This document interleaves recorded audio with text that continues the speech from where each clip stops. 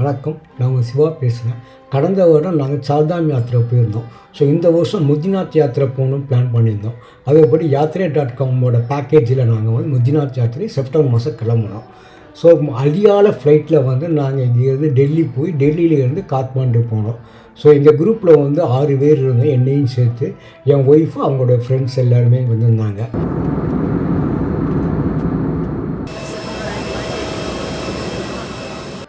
நாங்கள் மதியம் 1 மணி லெவலில் வந்து காத்மாண்டு ஏர்போர்ட் போனோம். காத்மாண்டு ஏர்போர்ட்டில் வந்து ஃபோட்டோலாம் எடுத்துக்கிட்டோம். சின்ன ஏர்போர்ட் தான், பட் நல்லா ரொம்ப சிறப்பாக இருந்துச்சு. புத்தர் சிலை ஒன்று இருந்துச்சு, அங்கே நல்லா இருந்து ஃபோட்டோ எடுத்துக்கிட்டோம். ஸோ அதுபடி வெளியே வந்தோம்.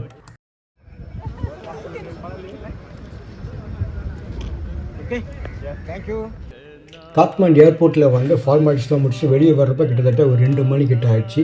அங்கே வந்து எங்களுக்கு யாத்திரை.comோட ரெப்ரசன்டேட்டிவ் வந்து ருத்ராட்ச மாலை எல்லாம் அணிவிச்சு எங்களை வரவேற்றார். ரொம்ப சந்தோஷமாக இருந்துச்சு. ஸோ நாங்கள் காருக்காக வெயிட் பண்ணிகிட்டு இருந்தோம். கார் ஒரு 10 நிமிஷத்தில் வந்துடுச்சு. ஸோ எல்லாருமே நாங்கள் வந்து ரெஃப்ரெஷ் ஆகிட்டு ஹோட்டலுக்கு கிளம்பிகிட்டு இருக்கோம். யாத்திரை.com பேக்கேஜ் படி எங்களுக்கு வந்து ஹோட்டல் ஹயாத் பிளேஸுங்கிற இதில் போட்டிருந்தாங்க. அந்த ஹோட்டல் கிட்டத்தட்ட ரொம்ப சூப்பரான ஹோட்டல், ரொம்ப அழகாக இருந்துச்சு. இது டூரோட முதல் நாளும் கடைசி 2 நாளும் இந்த ஹோட்டலில் தங்க வேண்டிய சூழ்நிலை இருக்குது. ஸோ ரொம்ப நல்லா இருந்து ஹோட்டலோட ரூம் டூர் வந்து வீடியோ கடைசியில் காமிக்கிறோம் பாருங்கள். நாங்கள் இப்போ வந்து ஹோட்டலுக்கு வந்துவிட்டோம்.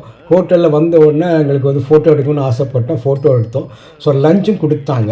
அப்புறம் வந்து ஈவினிங் வந்து எங்களை வந்து பசுபதிநாத் கோயிலுக்கு கூப்பிட்டு போனார். ஸோ பசுபதிநாத் கோயிலுக்கு வந்து ஈவினிங் ஆரத்தி பார்க்கணும்னு பிளான் பண்ணியிருந்தோம் நாங்கள். அதுபடியே கூப்பிட்டு போயிட்டுருக்காரு. ஸோ அது வந்து கார் பார்க்கிங்கிலேருந்து கிட்டத்தட்ட ஒரு 1/2 கிலோமீட்டருக்கு மேலே தான் நடந்துருக்குறோம். ஆனால் லைட்டிங் சூப்பராக இருந்துச்சு. யாத்திரை.com அரேஞ்ச் பண்ண செப்டம்பர் மாதம் முத்திநாத் யாத்திரை பேக்கேஜில் வந்து டோட்டலாக 22 பேர். பட் நாங்கள் 6 பேர் 7 மார்னிங் ஃப்ளைட்டை முடித்து காத்மாண்டு 1:30 மணிக்கு வந்துவிட்டோம். பட் மற்றவங்க 18 பேர் வந்து வர முடியல, day to flight delay. So அதனால் வந்து அவங்க வந்து நைட்டு தான் வந்து சேருவாங்கன்னு சொன்னாங்க. பட் எங்கே அதுக்கு முன்னாடி நான் சும்மா இருக்க வேண்டாம்னு சொல்லி எங்களை வந்து பசுபதிநாத் கோயிலுக்கு கூப்பிட்டு போயிட்டுருக்கிறாரு. கார் பார்க்கிங்லேருந்து கோயில் என்ட்ரன்ஸ் வந்து எடுத்துகிட்டு மோர் தென் 1 கிலோமீட்டர் இருக்கும். ஸோ அவங்க நடந்து போயிட்டுருக்கிறோம். ஒரு வழியாக கோயில் வாசல் பக்கம் வந்துவிட்டோம். ஸோ அங்கே வந்து ஷூ செப்பல்லாம் கழட்டி வைக்கணுங்கிறதுக்காக அவங்களுக்கு தெரிஞ்ச கடைகளை ஏற்பாடு பண்ணியிருந்தாங்க. அந்த கடை ருத்ராட்ச கடை தான். அந்த கடைக்கு கூப்பிட்டு போனார். அங்கே வந்து நாங்கள் வந்து எங்களுடைய திங்ஸ் எல்லாம் வச்சுக்கிட்டோம். ஸோ அதுக்கப்புறம் கோவிலுக்குள்ளே நுழையிறோம். கோயில் வந்து மிகப்பெரிய கோயிலுங்க. நம்ம வந்து இதுவரை நான் பார்த்ததில் இது மிகப்பெரிய கோவில். இது ஒரு கோவில்னு சொல்ல முடியாது, கிட்டத்தட்ட 500க்கும் மேற்பட்ட கோயில் கேம்பஸ்குள்ளேயே இருக்குது. சின்ன சின்ன கோயில் எல்லாம் இருக்குது. எப்படி நம்ம வாரணாசியில் வந்து, அதாவது நம்ம காசியில் வந்து எப்படி கோயில் பார்க்குறோமோ அதே மாதிரி இந்த இடம் ஃபுல்லாக கோவில் தான். நீ எங்கே திரும்பினாலும் கோவில் தான். எப்படி நம்ம காசியில் இயற்கையாக இறந்தால் மூச்சு அடைகிறோமோ அதே மாதிரி இந்த கோவிலில் ஒரு நம்பிக்கை இருக்குது. அதெல்லாம் ஏகப்பட்ட வயசானவங்க, சாதுக்கள் நிறைய பேர் இந்த கோவிலில் இருக்கிறாங்க. ஈவினிங் ஆனதுனால இந்த கோயில் கேம்பஸ் வந்து ஃபுல்மையாக காட்ட முடியல. மறுபடியும் நாங்கள் இந்த டூர் ப்ரோக்ராம் படி கடைசி நாள் இந்த கோவிலுக்கு திரும்ப வருவோம். அப்போ பகலில் வந்து உங்களுக்கு அந்த வீடியோலாம் காட்டுறோம், அந்த கோயில் எப்படி இருக்குன்னு பாருங்கள். இப்போ வந்து நாங்கள் ஆரத்தி பார்க்க போயிட்டுருக்கோம். கோயில் நடந்து போயிட்டுருக்கோம். கீழே என்ட்ரன்ஸ்லேருந்து திரும்ப படிப்படியாக இருக்க இறங்கி தான் போகணும். ஒரு வழியாக கோயில் என்ட்ரன்ஸ்குள்ளே வந்துவிட்டோம். ஒரே கூட்டமாக இருந்துச்சு. பட் எங்களுக்கு அந்த கைடு வந்து அதில் ஏற்பாடு பண்ணி கொடுத்துருந்தாரு. அதனால் நான் ஈஸியாக உள்ளே நுழைஞ்சு பார்த்துட்டோம்.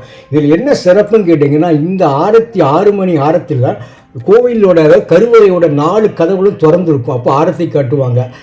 இந்த கோயிலை ஒட்டி பாகுமதி ரிவர் ஓடிக்கிட்டு இருக்கு. எப்படி நம்ம காசி ஹரித்துவாரில் கங்கா ஆரத்தி பண்ணுறோமோ அதே மாதிரி இங்கே பாகுமதி ஆரத்தி 6 மணிக்கு பண்ணுறாங்க. அதே நேரத்தில் கோவில்லையும் அந்த ஆரத்தி நடக்கும். ஸோ அதை பார்த்து ரொம்ப சந்தோஷமாக எங்களுக்கு இருந்துச்சு. நீங்களும் பாருங்கள், ஆரத்தியை காமிக்கிறேன் பாருங்கள்.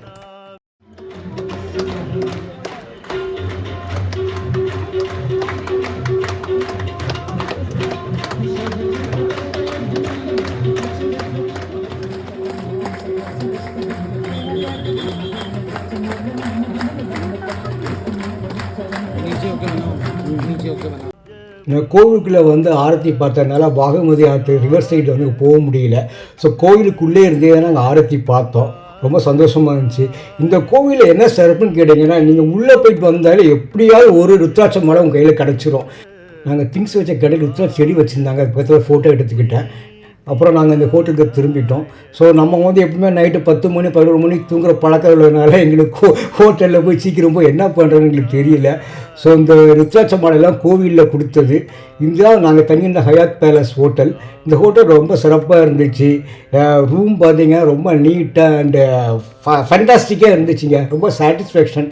அதாவது யாத்திரை.com வந்து உண்மையிலே நல்லா அரேஞ்ச் பண்ணியிருந்தாங்க. இது ப்ரொமோஷனல் வீடியோ கிடையாது. இது போன வருஷம் சாதாரண யாத்திரை இவங்க மூலமாக தான் போயிருந்தேன். அப்பவும் ரூம்லாம் ரொம்ப நீட்டாக பண்ணியிருந்தாங்க. அதே மாதிரி இந்த டூர்லேயும் வந்து பார்த்திங்கன்னா எல்லா இடத்துலையும் ரூமில் சிறப்பாக தான் போட்டிருந்தாங்க. இது எங்களுக்கு 5 ஸ்டார் ஹோட்டல்னு சொல்லிகிட்டு இருக்கிறாங்க. பட் இங்கே டின்னர், லஞ்சு, பிரேக்ஃபாஸ்ட் எல்லாமே ரொம்ப சூப்பராக இருந்துச்சு. நாங்கள் ஹோட்டலில் ரிலாக்ஸ் பண்ணிக்கிட்டு அப்படியே வெளியே வந்தோம். வெளியே வந்து ஃபோட்டோலாம் எடுத்துக்கிட்டோம். இந்த டூரில் ஜாயின் பண்ண வேண்டிய அதர் மெம்பர்ஸ் இன்னும் வந்து சேரலை. அவங்க வர்றதுக்கு நைட்டு 10-11 மணி ஆகுன்னு சொன்னாங்க. ஸோ நாங்கள் ஹோட்டலில் டின்னரை முடிச்சுட்டு எங்கள் ரூமில் போய் தூங்கலான்னு பண்ணுறோம். நாளை காலையில் வந்து காத்மாண்டுலேருந்து போக்ரா கிளம்புறோம். போக்ரா போயிட்டு அங்கேயிருந்து நாங்கள் திரும்ப முக்திநாத் கிளம்பணும் நாங்கள். ஸோ அந்த வீடியோவும் போடுறேன், பாருங்கள். நன்றி.